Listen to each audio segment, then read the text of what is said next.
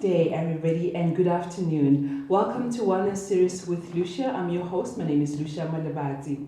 The past 2 years have been hard on everyone. We've all have experienced some kind of loss. Now, the biggest question is, how are you coping? How are you? And how are you recovering if you are recovering? Today, we will be discussing coping with loss and grief.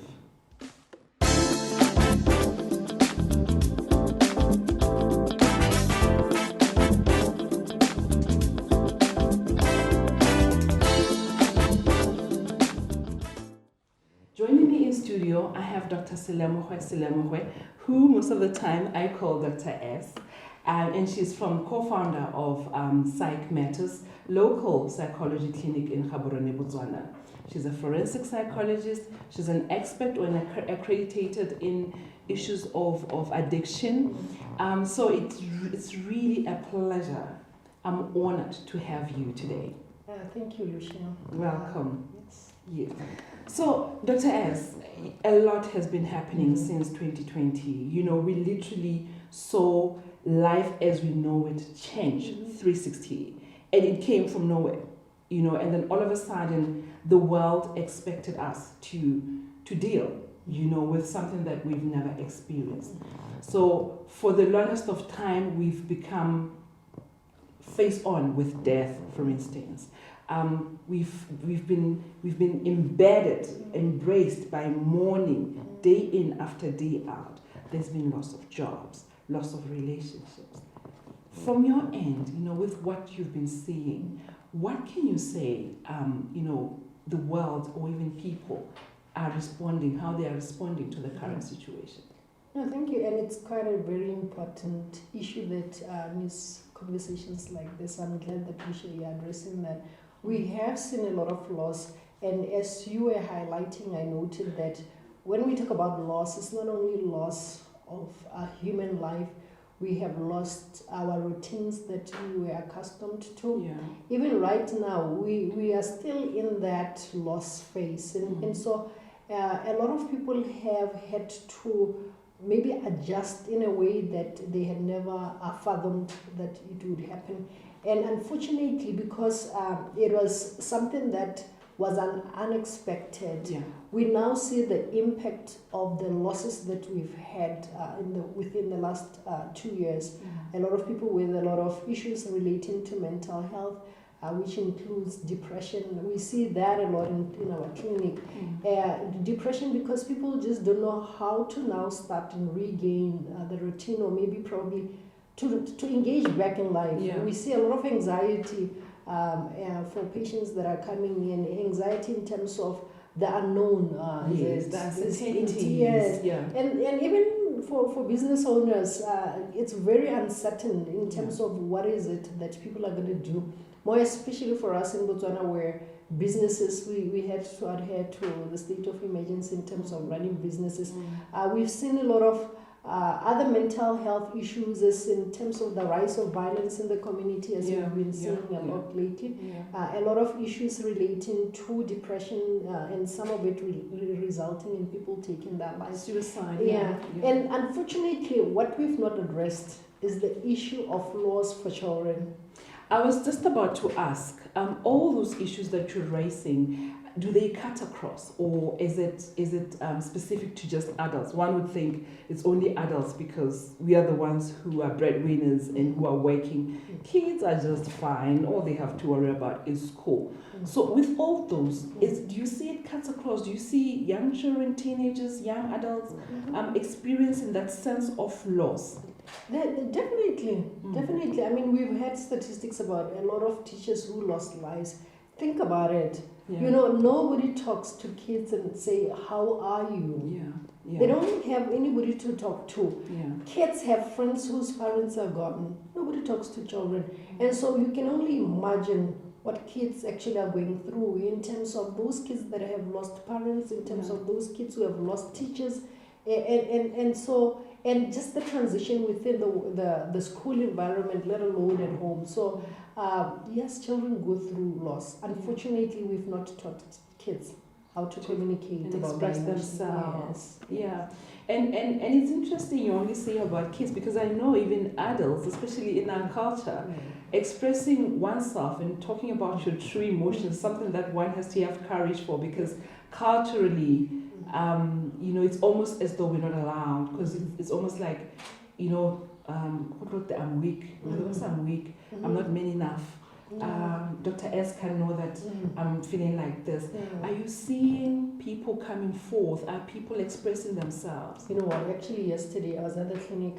Because it's a group of us as clinicians, and most of the patients that I seen were men and crying and bawling their eyes out. And I was just saying to myself, I wish we had more spaces where people can understand that, we all emote, it's emotions, we all emote, and create that security and safe space for people to be. Yes, but people have also realized the importance of mental health, and surely, hopefully, in the future, people will also come and seek help. With mental health, it's part of health. Yes. Yeah, it's yes. like a headache. It's Yes. part of health, and so having that understanding and destigmatizing mental health, it will hopefully go a long way in terms of people coming forth to actually talk about what is going on. I was discussing with one friend of mine in the industry, and we were, trying to do something, raise awareness with non-communicable diseases. And you know how we always talk about diabetes, hypertension, cancer, and I said to them, guys, mental health, because I think it needs to go in there. No, it is a new pandemic. We need to exactly. Okay, Dr. S, so what are some of the danger signs? I know we can't talk about this topic in 15 minutes or in an hour, but what are some of the danger signs that one needs to look out for, individually, or in with your surroundings, individually, as in Nakili Lucia, how can I say, I know you're stepping into a danger zone, do something, or with people around us, to say, Lucia is behaving weird or different, what can I do? So what are those signs that one needs to look out for? I'm aware of the fact that people are different, but there are common signs in terms of indicating that people are not coping. One, we could look at the relationship, right? What does the person do, right? Is there anything that is different? Are they isolating, or they're overly engaging in social relationships, whether going out? Are they talking a lot? Because sometimes people talk a lot, and sometimes it's an indication that I'm not quite well. Because we always want to think that when people are not talking, that's when we're like, what is happening? Why are you not? Where they reserved? Yes. And then over engaging in risky behaviors is one of the things that people sometimes try to cope with, loss with. And unfortunately, we have seen that people take their lives because of not being able to cope. And irritability is one, just being very irritable, change in mood, right? And it's quite important for us to underscore that. A change in mood, like in the morning you are okay, in the afternoon you are overly excited, or just very silent throughout, or sad, maybe I could say it that way. Throughout. So a change in mood, a change in behavior, and change in patterns of things that we're doing before. And when feeling overwhelmed, like where you have bouts of crying at one point and happy at one point, or just being very down. That's when I know, what. And I always say this passionately, that when you have a headache, you feel that, something is amiss. It could be a temperature. Even for us, we can look at things that are behavioral in terms of understanding that, we are off the grid. And I think it's important to emphasize that it's okay. It's okay to feel those.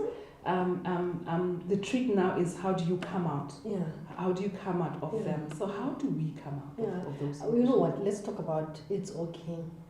It's okay. Actually, we can tell your viewers that it's okay. It's okay to feel sad. That's why there's a word sad. It's okay to feel sad, and we can allow ourselves to be in that moment of sadness, so that we don't mask it with any other thing, but to feel it. And that's how we can actually process. And I know Botswana, when I say, I'm sad, What? Yeah, You know, yeah, people yeah. are not used to owning and allowing themselves to feel. There is time though that we would say, you know what, it's been quite a while that I've been feeling this. I've not been able to maybe to go to work or maybe to be with my family members. If you have children, I've not been able to engage. That's when we can say, you know what, sadness, I felt you. Yeah, I'm gonna do Now I something. need to else. deal Yeah, with you. I need to deal with you, and maybe it's time for me to either read or go to a professional. Yeah. So yeah, it's okay. It's Yeah. okay to love. It's okay to be sad. It's okay. Emotions are meant to be felt. Yes, I was just about to say it's okay to feel that pain. And the line you said before that and then you ask yourself that, okay, maybe it's time for me to seek help. Just to paint the picture, sometimes when they get there, they, rather than seeking help, that's when they go to alcohol and the risky behaviors that you spoke about, or even suicide. So just in your own way, you know, what can we say when viewers get to that point? What can you say to them to choose, you know, the self-expression, the seeking of help bit, not the quick one, alcohol or drugs or engaging in risky behaviors? What can we say, that turning point, how do we marinate it nicely for them to know which way to take? I want to acknowledge one thing, you know, going to a medical doctor and telling them that you have a headache is different from I am not feeling well emotionally. So there's that vulnerability that comes with coming to see a psychologist like us. So I want to acknowledge that, and I want to tell the viewers it is very scary because it's not something that all of us are used to. So and the gentleness that comes in understanding that it's being very vulnerable to somebody that you don't understand. So I understand where people are coming from. I want to encourage people to see mental health as part of health, and actually as something that you invest. I always tell my friends who are physicians and say, you know what, you can lose an arm.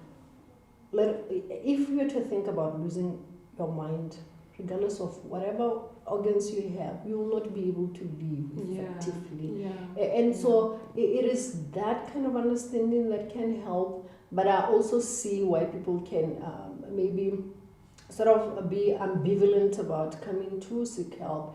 It is part of health. It is part of health. I think we need to start there, acknowledging that mental health is part of health. So in as much as we preach exercise for your physical well-being, eat right for your physical and emotional well-being, we also need to be aware of our mental health and be aware of our thoughts and how our emotions, you know, affect our thoughts. In closing, Dr. Selemogwe, what can you say? I know that your clinic is opened, and you know, you can go to Psych Matters. She's not the only one. She has a team of qualified psychologists. So start there.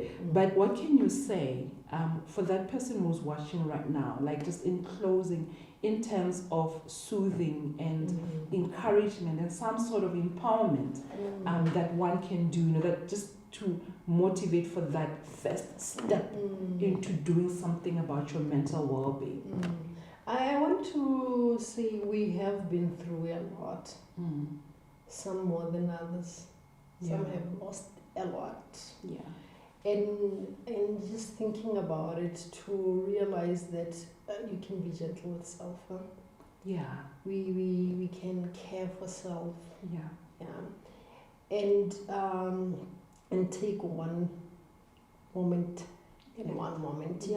And be present with your emotions. To be aware of what is it that I'm feeling. To be more aware and in tune in terms of what are you thinking. And just to realize that, you know what, it has been a battle and a half. And therefore I'm just going to step back a bit to listen to me. And then when I am clear, when I have that clarity in my silence, then I can make a move. Then I can make a move. I can ask for help. I can ask for information in terms of where to get help in terms of mental health. So it's just acknowledging that we have been through a lot, and just saying self, you know what, Dr. Selemogwe, it's been a lot. Yeah. And it's okay. Mm. And it's okay. Yeah, and I'm here. Mm. I think that's the other thing. I think we forget sometimes that we are here. We are hearing, and we are here and speaking literally.